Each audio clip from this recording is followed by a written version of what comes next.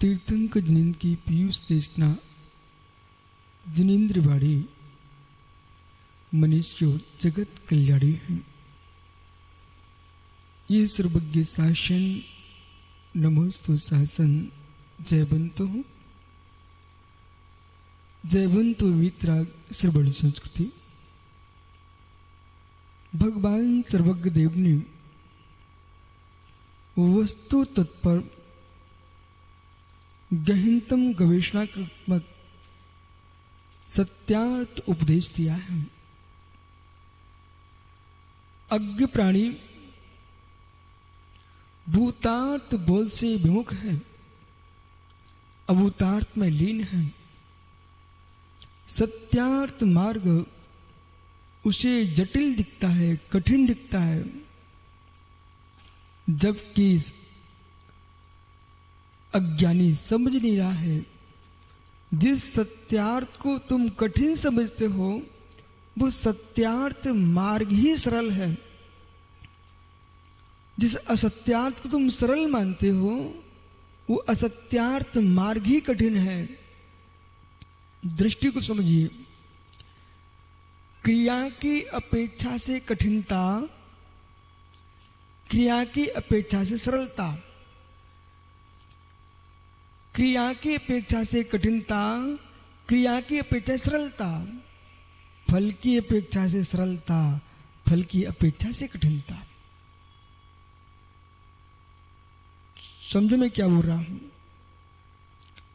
क्रिया की अपेक्षा से कठिनता, फल की अपेक्षा से सरलता, क्रिया की अपेक्षा से सरलता, फल की अपेक्षा से कठिनता, इन विषयों पर आपको निर्णय करने की आवश्यकता है। यदि कोई पुरुष बाजार में एक वस्तु 500 रुपए की मिलती है, उसी बाजार में उसी दुकान पर एक वस्तु, उसी प्रकार की वस्तु 5000 रुपए की मिलती है। जिसके पास 500 रुपए हैं उसको 5000 रुपए की वस्तु खरीदने में कठिनता महसूस दिख रही है,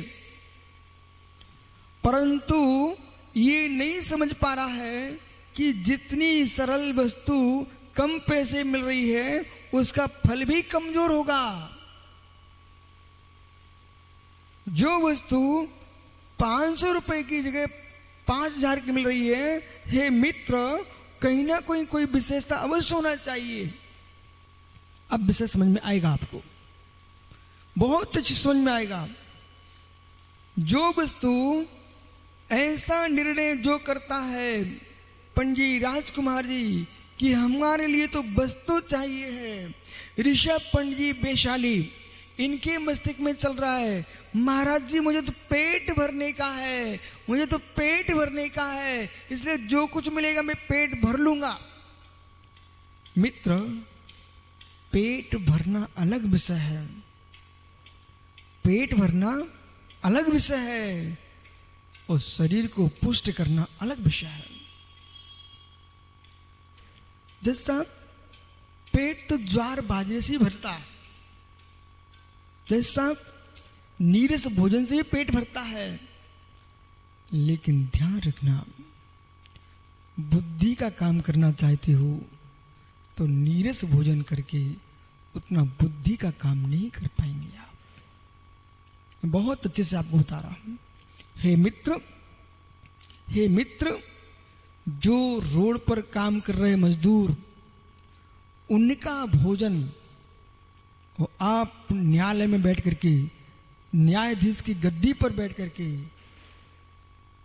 रोड पर काम करने वाले लोगों का जो भोजन है, पंडित साहब हमने देखा है अच्छे से, नमक की डली, सूखी रोटी, और बहुत बड़ा कोई हुआ तो मित्र महीनों का अवच अचार आम का,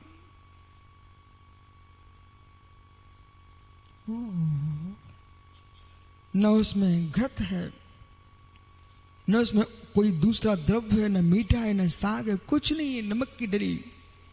लेकिन उसको खा करके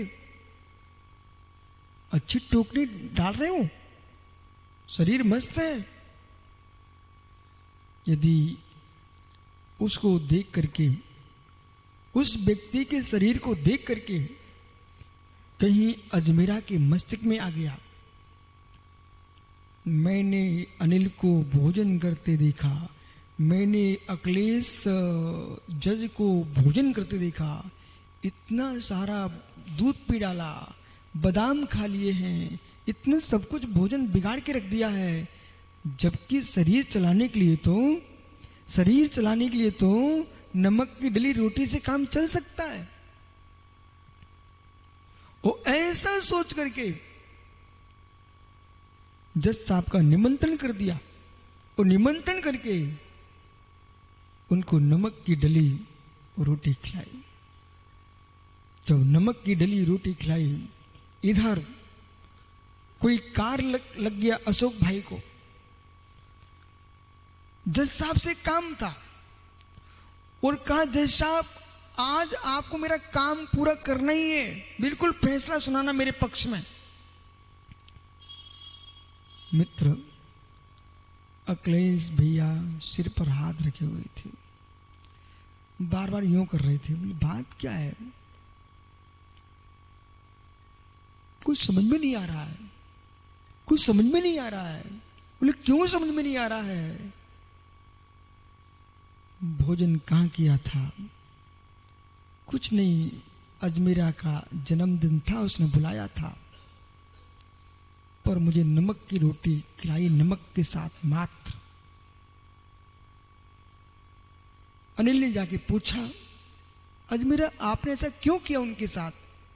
बोले नहीं साहब, एक मजदूर सिर पर टोकनी रखता है, दिन भर मेहनत करता है, उसका शरीर भी पुष्ट है और काम भी कर रहा है। मैंने देखा कि नमक की डली में इतनी ताकत है, सूखी रोटी में इतनी ताकत है। हो ज्ञानी सारस सागर जी, बेटा इस प्रकार की सोच वाले के साथ फंस मत जाना। मैं बहुत सारे लोगों से, आपको बिल्कुल दिमाग के साथ बता रहा हूं, बहुत सारे लोगों से बच के जीना अखिलेश भैया, जो हर काम अपने हाथ से करके देश की उन्नति चाहते हैं, वे देश का नाश कर देंगे। हर काम अपने हाथ से करना चाहते हैं सुरेंद्र भाई, वे देश का नाश कर देंगे, उनके बस में कुछ भी नहीं है। और हर व्यक्ति को एक सा भोजन कराना चाहते हैं, वे भी देश का नाश कर देंगे। जितने बच्चे बैठे हैं, विद्यार्थी, बेटा संभल के सुनना। जैन दर्शन में बृहद द्रव्य संग्रह नाम का ग्रंथ है। उस बृहद द्रव्य संग्रह ग्रंथ के कर्ता आचार्य नेमिचंद स्वामी है। उस ग्रंथ पर टीका लिखने वाले आचार्य का नाम है ब्रह्मदेव सूरी। बालको, ब्रह्मदेव सूरी ने लिखा है, बुद्धि का विकास भी भोजन से होता है, शरीर का विकास भी भोजन से होता है। रूखा काम करना जिसको पसंद हो वो रूखा खाए। मस्तिष्क का काम करना आपको, तो आपको मस्तिष्क की पुष्टि का भोजन करना पड़ेगा। जो टोकनी डाल रहा है जज साहब, उसको बुद्धि से कोई निर्णय नहीं लेना है। खंते भी कितनी खोदना है वो भी वहां खड़ा हुआ मेट बता रहा है। खंते कितनी बड़ी करना है वहां खड़ा हुआ ओशियर बता रहा है, इंजीनियर बता रहा है। उसको खंती खोदना तो बनता है, पर खंती की नाप तक का ज्ञान नहीं होता है, जो मात्र रूखा खा रहा है। तो मित्र, यदि आप चाहो कि सबको एक सा भोजन देंगे, जिनवाणी में निषेध है इस बात का। सभी मुनिराज ध्यान दो।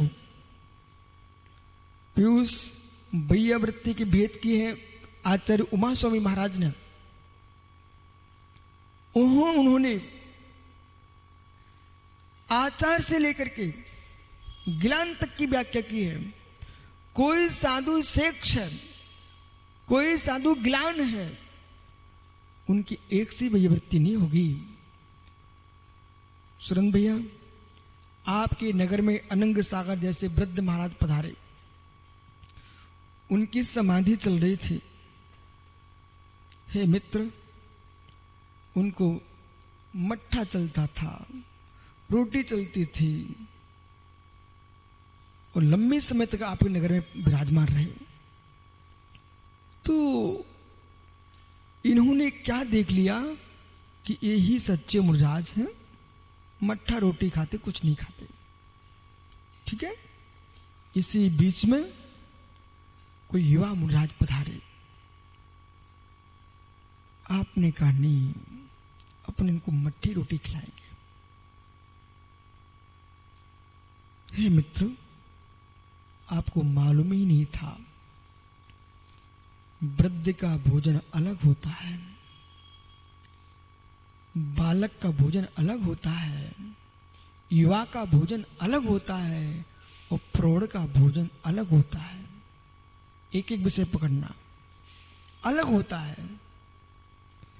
अवस्था से, पर्याय की प्रत्याशक्ति से, जीव की उम्र से, जीव के सोच से व्यक्ति का भोजन बदलता है। 80 साल के वृद्ध को बादाम का हलवा नहीं खिलाना, उनको दलिया ही बहुत है। लेकिन मित्र, वो छोटा सा बच्चा बैठा हुआ विद्यार्थी है, उसको सुरेंद्र करे, बेटा आज से तुझे मैं रोज मट्ठा रोटी खिलाऊंगा। मतलब जो बालक भारत के लिए बहुत कुछ देने की क्षमता रखता था, आपको बोध होना चाहिए है, घास की जड़ों में मट्ठा छोड़ दिया जाए तो घास का उगना बंद हो जाता है। वृद्धि के नाश के लिए मट्ठा है। समाधि के काल में मट्ठा क्यों पिलाया जाता है? वृद्धि के नाश के लिए मट्ठा, शरीर पुष्ट ना हो इसलिए मट्ठा पिलाया जाता है। आपने मालूम उस बच्चे को कुपोषित करके, जो बहुत बड़े आपको देश को देने वाला था, उसका कुपोषण करके मट्ठा रोटी खिला करके उसकी बुद्धि को भ्रष्ट कर दिया। उस बालक को तुमको दूध रोटी खिलाना था।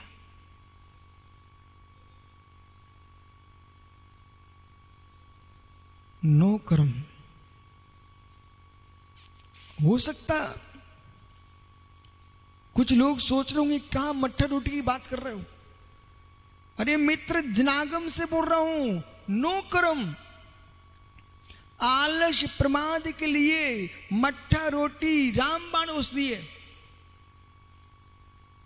आलस प्रमाद के बढ़ाने के लिए, शरीर को छीण करने के लिए मट्ठा रोटी रामबाण औषधि है, वृद्धों का भोजन है। लेकिन ज्ञानी बुद्धि का काम करना चाहते हो तो मट्ठा रोटी नहीं, दूध रोटी चलाना चाहिए। जज साहब को नमक रोटी खिला करके उसका सिर दर्द करा दिया आपने अजमेरा जी। और एक पुरुष कहता है कि सब काम अपने अपने हाथ से करना चाहिए। प्रथम भाई, बेटा एक तू विद्यार्थी है और अनिल भाई ने बोल दिया कि देश में नियम लागू कर दिया, अपने हाथ से सब काम करना। बालक, इनको लगता है ऐसा है, बुद्धि बूढ़ी हो चुकी है कि इससे देश का विकास होगा, पर हम जैसे लोगों से मिल लेना, देश का विनाश होगा। ये बुढ़े लोग ज्यादा सोचते हैं। अरे देह के बुढ़े होने पर बुद्धि बुद्धि नहीं होना चाहिए। कितना आप विचार नहीं कर पाए, ये बोल के चल रख दिया अपने हाथ से काम करो। अरे वो विद्यार्थी है, अपने हाथ से पानी भर के लाएगा, अपने हाथ से रोटी बनाएगा, अपने हाथ से झाड़ू लगाएगा, अपने हाथ से बर्तन मांजेगा, अपने ही कपड़े के लिए चरखा काटने बैठ जाएगा, अपने हाथ से कपड़े बनाने लग जाएगा, अपने हाथ से मित्र वो झाड़ू लगाएगा, गली में भी लगाएगा और नाली भी साफ करेगा। अब ये बताइए इस बच्चे को पढ़ने का समय कब मिलेगा? और जब ये काम कर करके थक जाएगा, जब पूर्ण थक जाएगा, तो अब इससे आप अब क्या चाहते हो? मात्र झाड़ू लगवाते रहिए, ये तुमको कोई वैज्ञानिक बन के नई खोज करके नहीं दे पाएगा।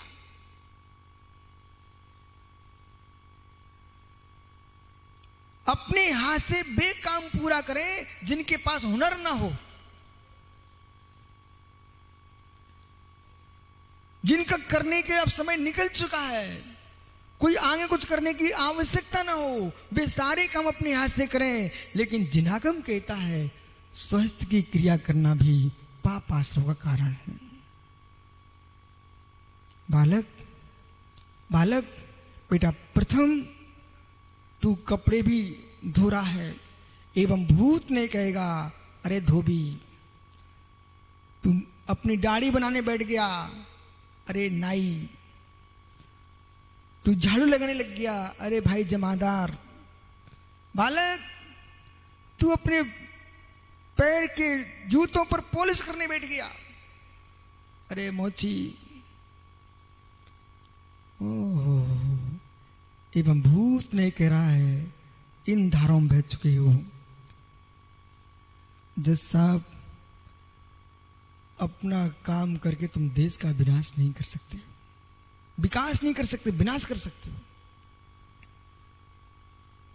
हमसे भी फिर कहोगे आप, महाराज जी आपके साथ ये 24 साधु सब युवा बैठे हुए हैं, इनसे काम कराओ ना। मित्र, गहरे में आइए। यदि आपको परमाणु की खोज करना है, मित्र आपको देश के विशेषज्ञ वैज्ञानिक को बना के बैठाना है, उससे रोटी मत बनवाइए, बनी रोटी दीजिए, तभी वो खोज कर पाएगा। वैज्ञानिक का वेतन बहुत होता है, जैसा बराबर है कि नहीं?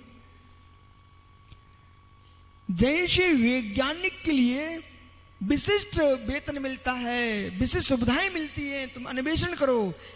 इस शासन की व्यवस्था है, तो मेरे मित्र जिस शासन की व्यवस्था है, ये निर्गंति वीतरागी, ये निर्गंति वीतरागी मित्र वीतराग वैज्ञानिक हैं। ये आत्म परमाणु की खोज कर रहे हैं, ये भाव परमाणु की खोज कर रहे हैं। विज्ञान तो द्रव परमाणु की खोज कर पाए, वो भी नहीं कर पाएगा, वो स्कंद की ही खोज कर पाएगा। चैतन्य की खोज में लीन है ऐसे योगियों को जिन शासन ने कहा है आप रोटी और बाटी की चिंता मत करना, तबे चौकी बेलन की चिंता मत करना, आप तो अंजलि लगा के निकल जाना, आप तो अपने आत्मतत्व की खोज करो। रोटी की चिंता में जाओगी तो तत्व का चिंतन नहीं कर पाओगे।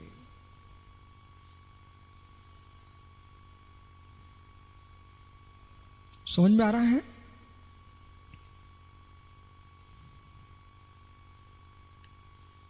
वर्ण व्यवस्था इसलिए तो है, वर्ण व्यवस्था कोई ऐसी व्यवस्था नहीं है किसी को हीन दिखाने की हो।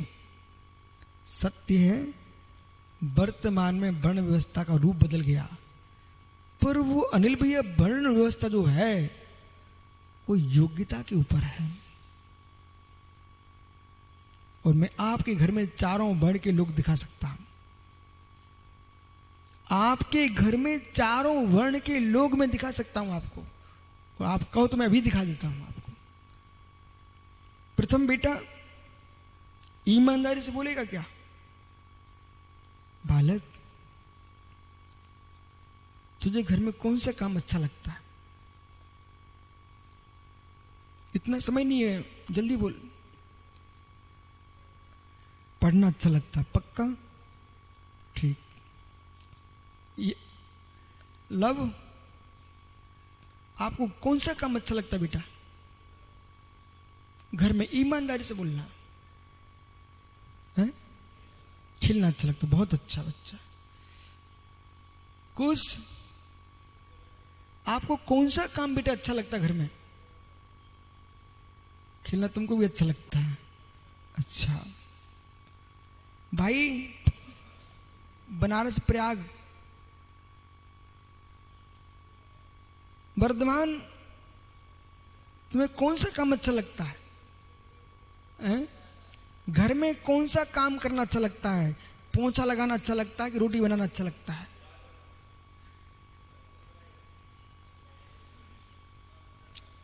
हैं? ये काम नहीं है बेटा, ये नकल का समय नहीं है, आपकी योग्यता का समय है। बोला आपको कौन सा काम अच्छा लगता है? ईमानदारी से बोलना, मायाचारी नहीं करना। ये पढ़ाई करना अच्छा है। पन्ना पुत्र, कौन सा काम अच्छा लगता है आपको? इसके अलावा पढ़ाई तो कुछ समय का विषय है? गाना गाना अच्छा लगता है, बहुत अच्छी बात है। पीछे की युवा और बैठा बच्चा, बालक बेटा कौन सा काम अच्छा लगता तुझे? हैं? पढ़ना अच्छा लगता है। ज्ञानी अजमेरा, आप ही बता तो कौन सा काम अच्छा लगता है? व्यापार अच्छा लगता, बहुत बढ़िया। ओहो, पंडित जी आप भी व्यापारी के बेटे हो, आपको कौन सा काम अच्छा लगता है? बहुत बढ़िया। अब सब लोग बैठ जाओ। इतने लोगों को खड़ा किया है मित्र, जिनको पढ़ना अच्छा लगता है वे विद्यार्थी हैं। जिनको स्वाध्याय करना कराना अच्छा लगता है, ये अपने आप ब्राह्मण की दर्जे में चले गए। अध्ययन अध्यापन का कार्य जिनको अच्छा लगता है वे पुरोहित हैं। जन्मे एक ही कुल में सब, लेकिन पंडित संज्ञा को प्राप्त हो गए। उसको संगीत करना अच्छा लगता है, एक ही कुल में जन्मा है, वो संगीतकार हो गया। हे मित्र, सुरेंद्र गंगवाल बोले ना बोले, घर में ऐसे भी लोग मिलते हैं, उनसे कहना कि आप स्वाध्याय कर लो, तो ठीक ठीक आप करो मैं पोंछा लगा लूं, आप करो मैं पोंछा लगा लूं। मतलब इनकी पोंछे लगाने की बुद्धि है। एक ही कुल में एक ही पिता की संतान है, पोंछा लगा रहे हैं। अब विश्वास है कुछ दिन के बाद इतना बढ़िया पोंछा लगाना सीख जाएंगे, तो जब भी कोई मेहमान आएगा तो धीरे से कहा भैया सुरेंद्र को बोल दो पोंछा लगा ले। ओहो, मतलब सुरेंद्र को बोल दो पोंछा लगा दे, मतलब आपका स्थान पहुंच चुका कहां? पहुंचे तक। ओहो, तो किसी व्यक्ति को ऐसे लोग मिल जाएंगे, वे खाली जैसे इन माता बहनों की आदत रहती है, जरा भी खाली हुए घर में कपड़े रखे होंगे उठा के धोना शुरू कर देंगे। अब दूर से देखना ये कौन सा जीव हो सकता है, जब देखो उसको कपड़े ही धोना पसंद आते हैं, मतलब समझ लो कपड़े कौन धोता है।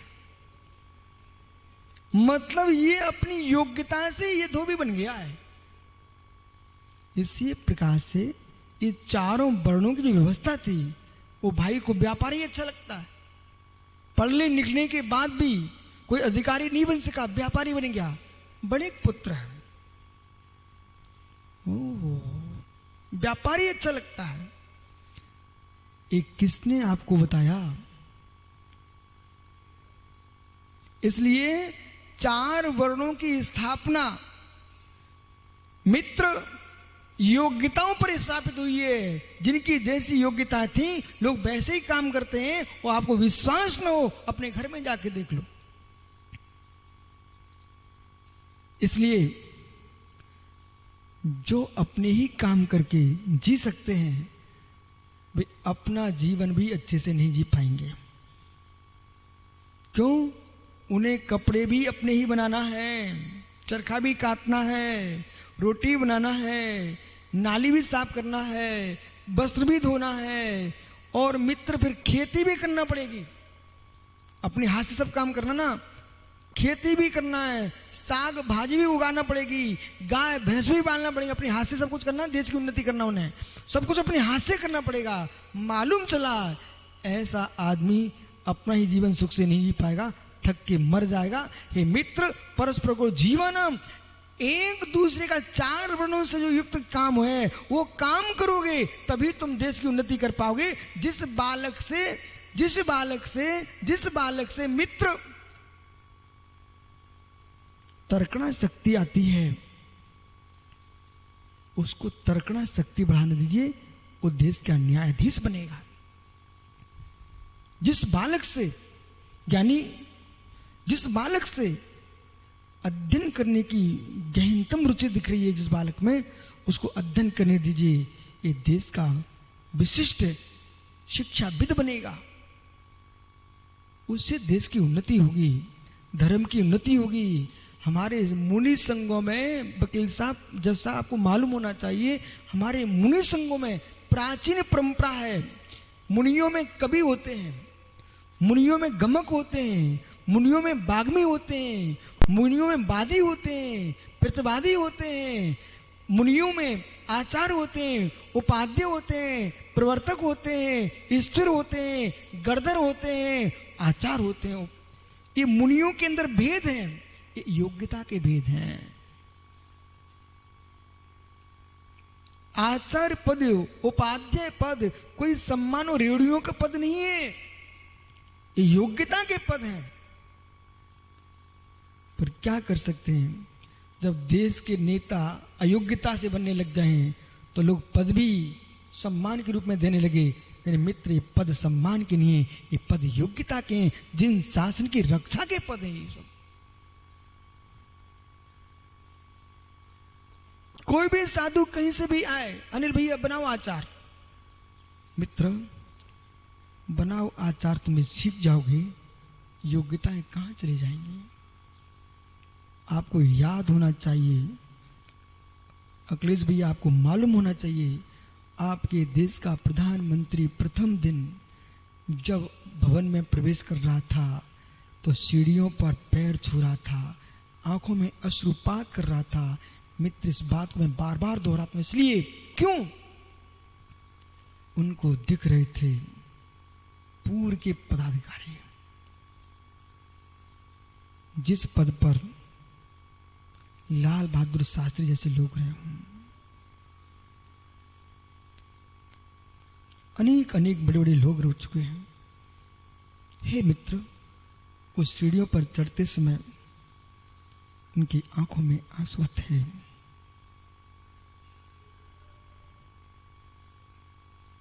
अखिलेश भैया, आपसे मेरा कहना है, पैसे का समय आपका निकल चुका है,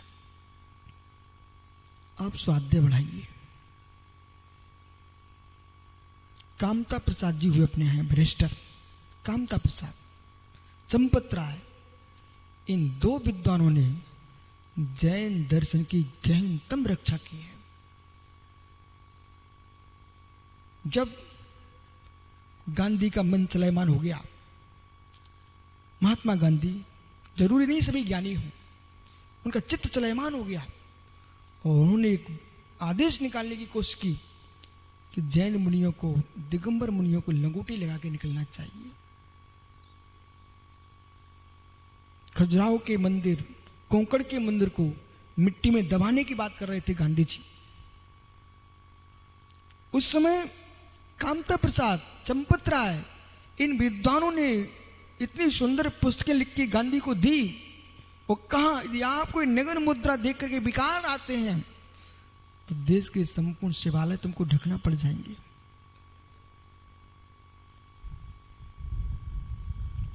लिखित में गांधी जी को जैन समाज से क्षमा मांगना पड़ गई।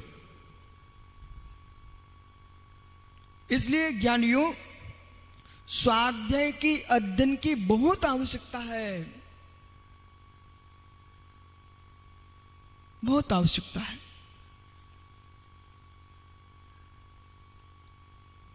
राष्ट्र का हित भी तभी संभव है जब तुम बहु प्रतिभाशाली हो गई और अपना काम आप करना, दूसरे का काम दूसरे के हाथ से ही करवाना। अनिल भैया, जितनी अच्छी आप सलाह दे सकते हो, मित्र विश्वास मानना, उतना अच्छा काम नहीं कर सकते हो। पर जो अच्छा काम करना जानता है वो काम करने की सलाह नहीं जानता। यही कारण है कि हर मजदूर के ऊपर एक अधिकारी क्यों होता है। काम करना कठिन नहीं है, काम का नक्शा बनाना कठिन है। इस विद्या को समझिए, कार्य करना कठिन नहीं है, कार्य का नक्शा बनाना कठिन है।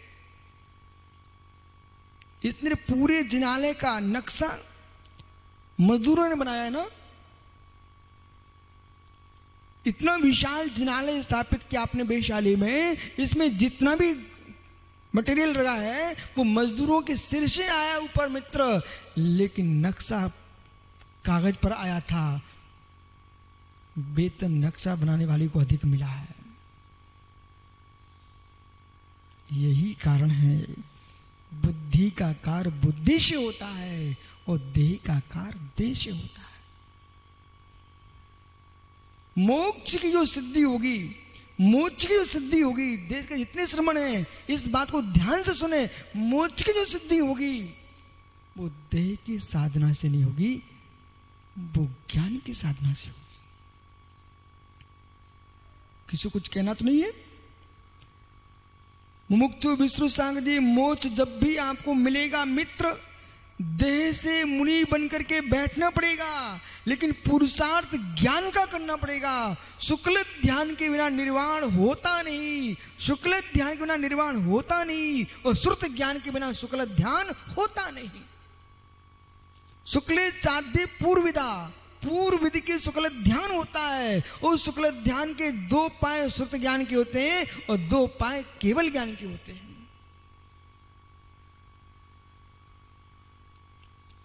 और जिनकी रुचि स्वाध्याय करने में नहीं है वे कभी हित नहीं कर पाएंगे। ज्ञानी, जब मोदी जी सीढ़ियों पर चढ़ रहे थे तब आंखों में आंसू टपका रहे थे। क्यों? जिस स्थान पर बड़े बड़े लोग जा चुके हैं, आज हम साइकिल चलाने वाले आदमी को उस स्थान पर भाग्य भेज रहा है। जितनी युवा बैठे, बेटा ध्यान से सुनना, हर व्यक्ति जमीन से ही उठता है। मतलब कुछ बेटा जीवन में कुछ सीख के जाना। यहां से हर व्यक्ति जमीन से उठता है। आकाश में उड़ते हुए विमान को देख करके हीन भावना मत लाना। आकाश में जब उड़ने गए थे, उड़े कहां से थे? आकाश में उड़ने वाला विमान विवेक उड़ा कहां से था? जमीन से उड़ा था। सिद्ध सलाह पर बैठे भगवान से मैं बात कर लेता हूं, प्रभु आप भी ध्यान रखना, आप भी उड़े कहां से हो? जमीन से। जो सिद्ध सलाह पर भगवान विराजे वो कहां से गए? सिद्ध सलाह से कोई सिद्ध नहीं बनता। लोकसभा, सांसद सभा भवन से कोई नेता बनता नहीं है, जनता के बीच से बनता है, वहां पहुंचता है। यानी मित्र सिद्ध बनता है मध्य लोक से, ऊर्ध्व लोक में पहुंचता है।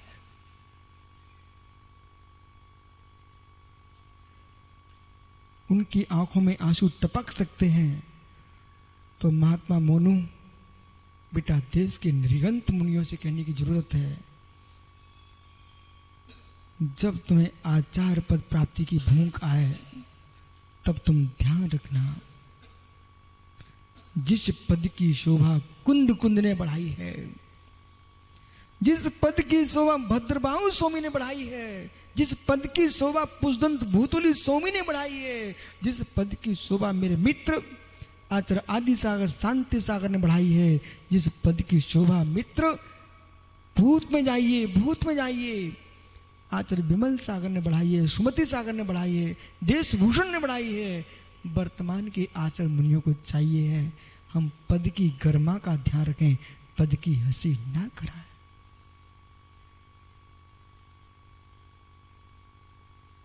पद की हंसी ना कराएं। शांति सागर छाणी, शांति सागर दक्षिण, आदि सागर अंकलीकर, इन तीनों आचार्यों से मिलो।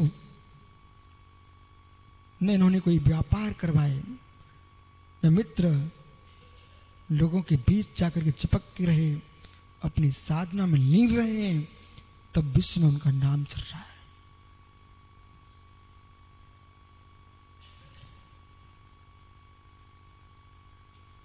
क्या हो गया? दूरियां बना के नहीं जियोगे तो दूर नहीं पहुंच सकते। अभी आपको समुद्र सागर मेरी बातें ऐसी लग रही, छोटी छोटी सी लग रही हैं, पर बेटा ये बहुत बड़े सिद्धांत हैं। ज्ञानी बोले बेटा दूरियां बना के नहीं जियोगे दूर नहीं पहुंच सकते।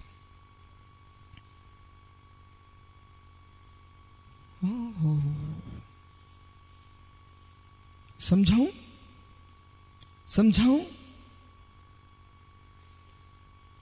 किसान के घर में अशोक पुत्र, ये सुन रहा है कि नहीं? किसान के घर में बोरे के अंदर बीज रखा हुआ था, समझते ना? बीज रखा हुआ था, बीज।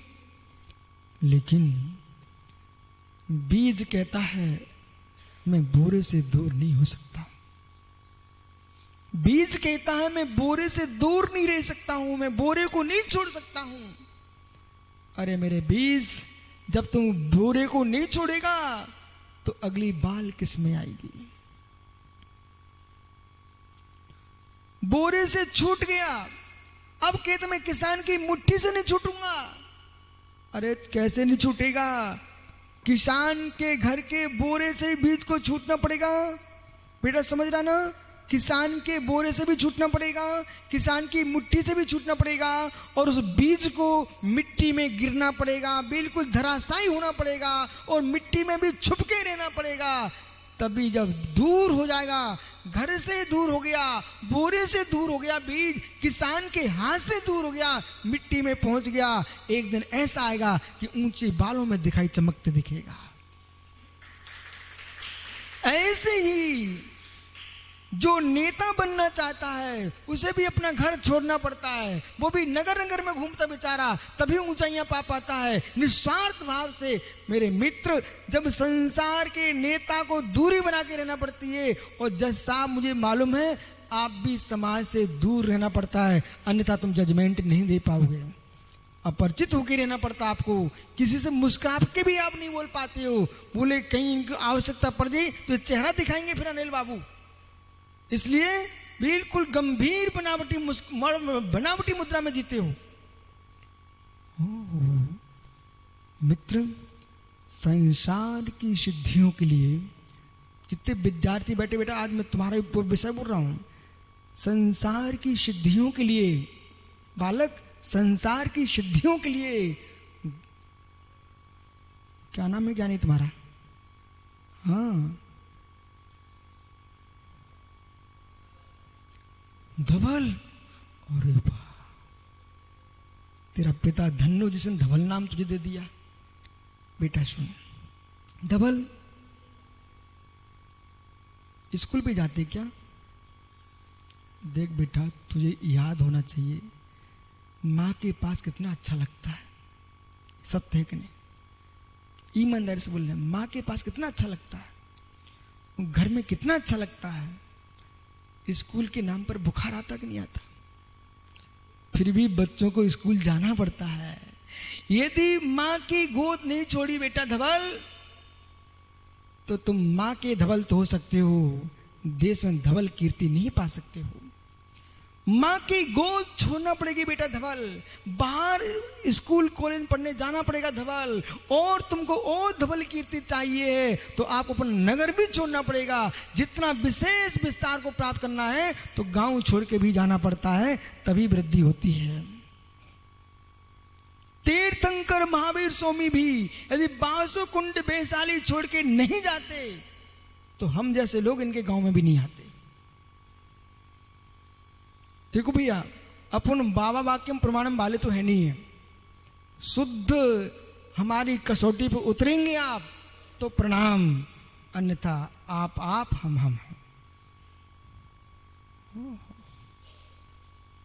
धवल बेटा, विद्या के लिए तुझे घर छोड़ना पड़ा कि नहीं छोड़ना पड़ा?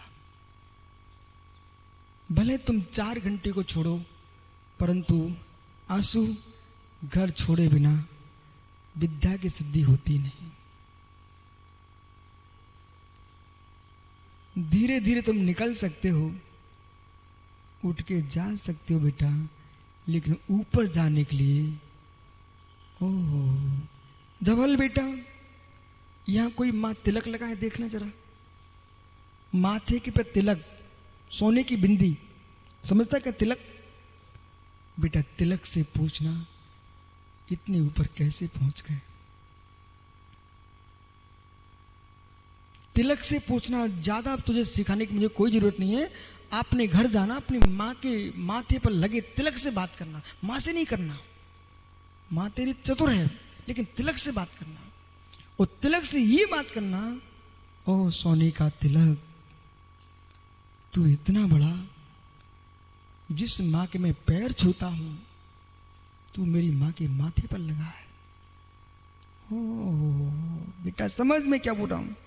धवल अपनी माँ के माथे पर लगी तिलक से पूछना, बिंदी से पूछना, सोने की टिकली से पूछना कि हे तिलक, जिस माँ के मैं चरणों तक रहता हूं तो मेरी माँ के माथे पर कैसे पहुंच गया? बेटा धीरे से तिलक कह देगा, किसी के माथे पर पहुंचना है तो पहले चरणों में रुदना पड़ता है, पिटना पड़ता। बेटा तुम मुझे ऊपर तो देख रहे हो, जब मैं स्वर्णकार की धतोड़ी से पिट रहा था तब मुझे देखने नहीं आए थे। हम पहले पिटे हैं, धोखनी में धुके हैं, तब मैं ऊपर पहुंच पाया हूं। बेटा तू भी, मैं तो तेरी माँ के मस्तक पर ही आ पाया, तू तो 3 लोग के मस्तक पहुंच जाएगा। तू तपस्या में लग जा, तू भगवान बन के पहुंच जाएगा।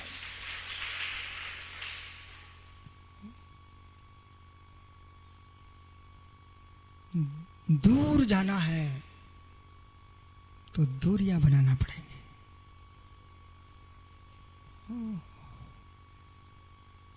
रहस्य को भी समझिए। मुझे तो यूं लगता है कि अनिल भैया, ये तुम्हारे ऋषभ पंडित जी कब तक दूसरे की प्रशंसा करने में जीते रहेंगे कि अमुक की नीतियां, अमुक की नीतियां। अरे जिनागम तू नीतियों का पिटारा है, रतन कंड है।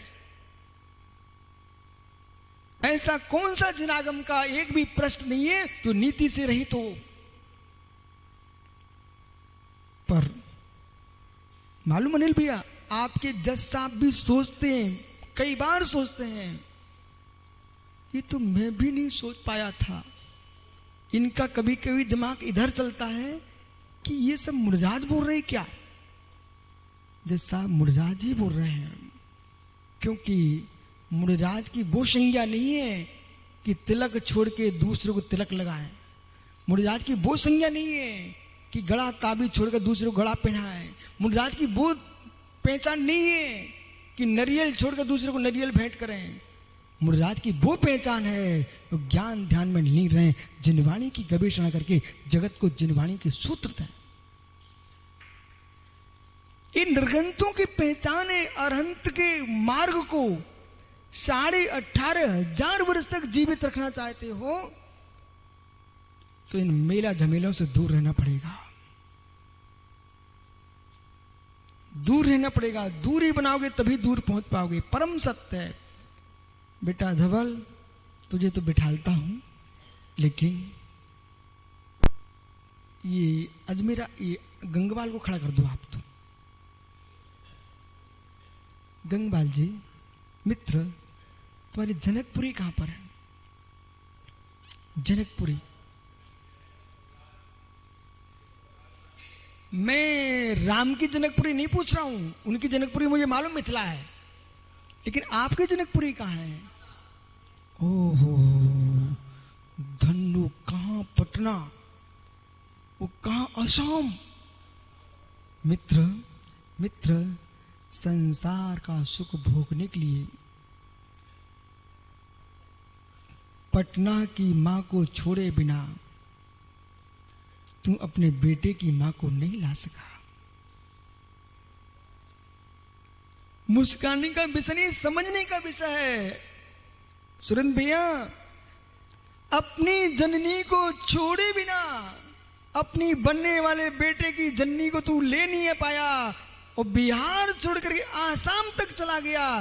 तब मेरे मित्र, दूर हुए बिना तुझे दूर होके पा नहीं सका। जब अपने संसार की नारी को लेने के लिए घर छोड़ के जाना पड़ता है तो मुक्त वधू को चाहिए तो संसार छोड़ के ही जा पाएंगे। बराबर ज्ञानी? बुरा लगे तो क्षमा कर देना है, बैठ जाओ। लेकिन एक ज्ञान हो जाना चाहिए कि आपको कुछ पाना है तो छोड़ना पड़ेगा, छोड़ना पड़ेगा।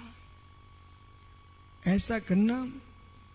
अनिल भैया, ये राजकुमार पंडित जी आए गुना जिले से, इनसे कहना पंडित जी आपका हमारे यहां निमंत्रण है, भोजन आपको हमारे यहां ही करना पड़ेगा, लेकिन शर्त है जहां आपने कल किया था उसे छोड़ेंगे नहीं आप। नहीं समझ में आया? अजीत सागर के पिताजी पंडित जी से कहना पंडित जी आपका हमारे यहां निमंत्रण है, अशोक भैया इनको निमंत्रण देना और कहना आपको मेरे यहां भोजन करना, लेकिन शर्त ये जो कल आपने भोजन किया था वो पेट में किसी भी रूप में रखा हो, उसको छोड़ने की व्यवस्था हमारे यहां नहीं है, लेकिन आप तो भोजन करो भरपेट। मालूम वो पहले ही पता करेंगे जब छोड़ने की व्यवस्था नहीं है तो भैया अब रहन दो। मित्र, छोड़े बिना नया सुख मिलता नहीं, पुराना छोड़े बिना नया सुख मिलता नहीं। मुमुक्षु, पुराना सुख छोड़े बिना नया सुख मिलता नहीं, भोगों का सुख छोड़े बिना योग का सुख मिलता नहीं, और योग से दूर हुए बिना ये मित्र शुद्ध उपयोग का सुख मिलता नहीं। छोड़ना पड़ेगा, छोड़ना पड़ेगा। विवेक, ये प्रथम भाई से कह देना रवि के साथ कि बेटा बेटा कहूं, बेटा कहूं, ऐसी ऐसी दूसरे के चबूतरे पर जब पीछे डंडा घलें तब भगना अच्छा है। रवि, दूसरे के चबूतरे पर बैठा गौरव अनुराग और डंडा घलें तब भगना अच्छा है कि पहले से उठ के चला जाना अच्छा है? इतना सा उत्तर दे दो। यानी डंडा खा के, अच्छा बोला डंडा खाना चाहिए, सुबह साथ दो चार डंडा मंगा लेना भैया, डंडा खा के उतार देगा कपड़ा। हे मित्र, डंडा खा करके भागना अच्छा है। मैं अशोक भाई से कह रहा हूं, अशोक भाई से, अशोक भैया घर से बच्चे भगाए तब भगना अच्छा है, डंडा कंडे के साथ भगाए तब अच्छा है कि पिच्ची कमंड लेके चले जाना अच्छा है?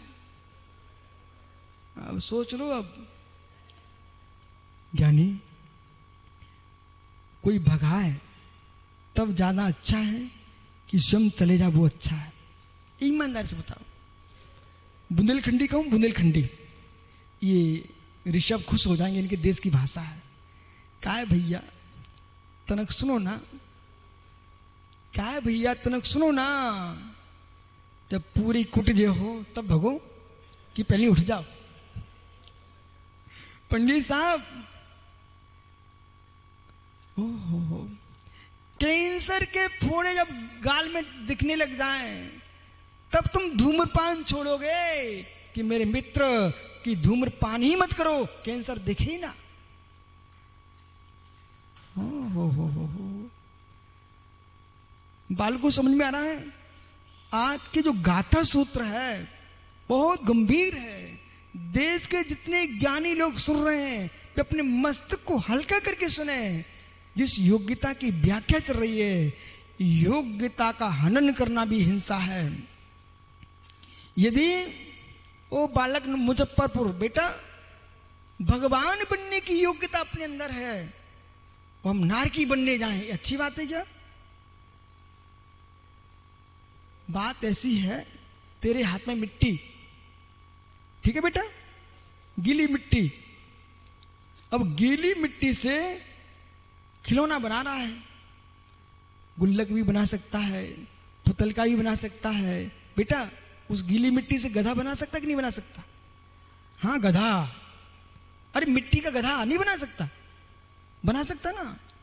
पर बेटा यही बुद्धि का पता चल जाता है, एक उसी मिट्टी से हाथी बना रहा है, एक गधा बना रहा है। अब देखो दोनों के मस्तक में क्या चल रहा है।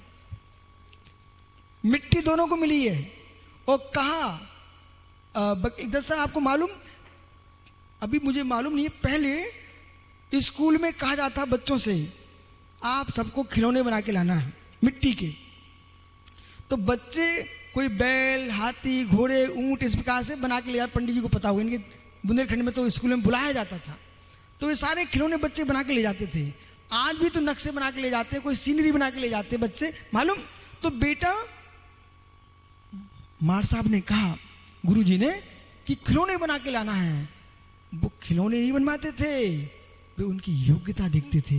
जाओ बेटा झांझरी खिलौने बना के ला।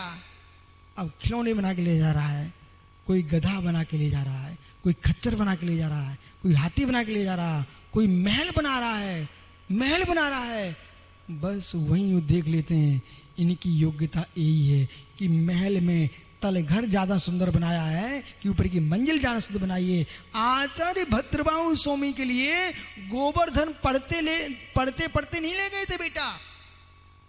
आचार्य भद्रबाहु स्वामी के लिए आचार्य गोवर्धन स्वामी गोटी पर गोटी रख रहे थे, खेल रहे थे बच्चों के बीच में। क्या पिट्टू पिट्टू खेल रहे थे। वो खेलते खेलते उन्हें 14 कंकड़ी ऊपर रख लिए। अरे यही 14 पुर का ज्ञाता हो सकता है। उस बालक को अपने साथ ले गए और वही बालक मालूम जैन परंपरा में भद्रबाहु नाम का आचार बना बेटा। आचार बैठ जा, तू चिंता नहीं करना, तू भी बन सकता है। क्या बना? भद्रबाहु आचार बना। यहां क्या लिख रहे हैं? बोला डंडा मार के भगाए गए, वो तो श्वान की पर्याय हो सकती है। डंडा मार के भगाए गए उस श्वान की पर्याय हो सकती है, इंसान की नहीं हो सकती। साधु तो बहुत बड़ी बात है, इंसान की पहचान नहीं है डंडा मार के भगाया जाए। मैं नहीं कह रहा हूं, ऐसा लिखा है सूत्र में।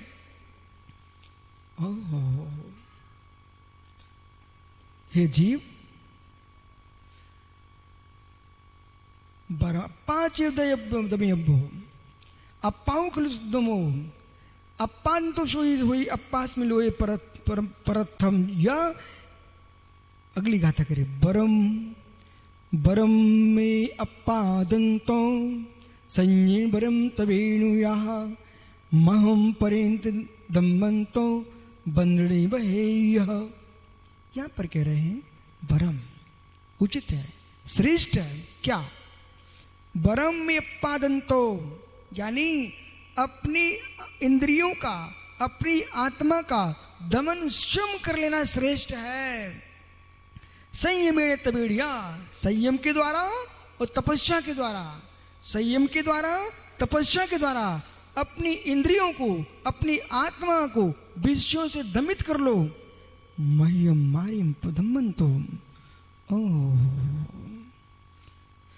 मह्यम परेदम्यमानम, ज्ञानी दूसरा दमन करे उसकी अपेक्षा से तपस्या करके उपवास करके भूखा रहना ज्यादा अच्छा है। यानी सुनिए, बोले तपस्या करके, पीयूष ज्ञानी कहाँ गए? तपस्या करके यानी तपस्या करके उपवास करके भूखा रहना ज्यादा अच्छा है कि अनेक बार अभक्ष्य खा करके और त्रियंच बन करके भूखे मरना ज्यादा अच्छा है? बोलो बोलो, समय नहीं अपने पास।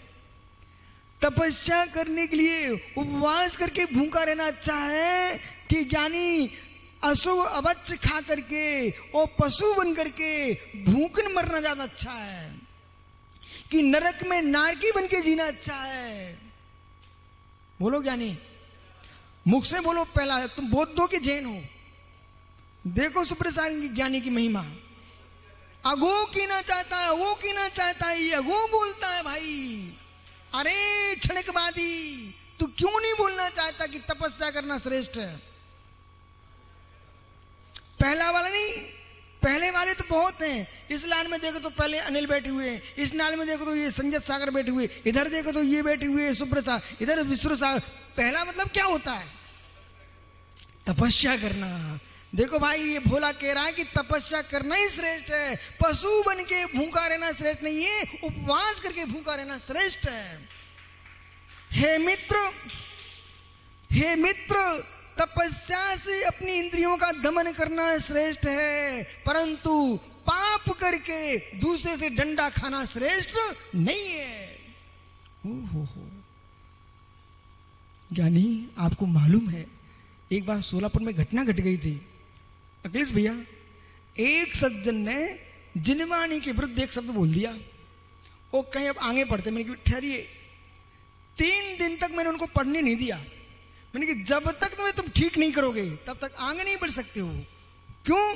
बोले मेरे सामने तुम उल्टा बोल दोगे तो लोग ये मान लेंगे विश्व सागर ने तो मान लिया था, मैं मानने वाला नहीं हूं। पहले तीसरे दिन उन्होंने हाथ जोड़ के कहा कि जो आप कह रहे वो बराबर है। हमने कहा पढ़िए आप। फिर बोला तो क्या है?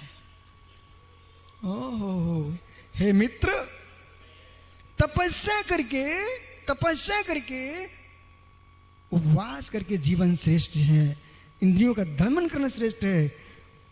यही श्रेष्ठ है कि मैं स्वयं संयम और तप के द्वारा अपनी आप पर विजय प्राप्त करूं। बंधन देखो बेटा, अंतिम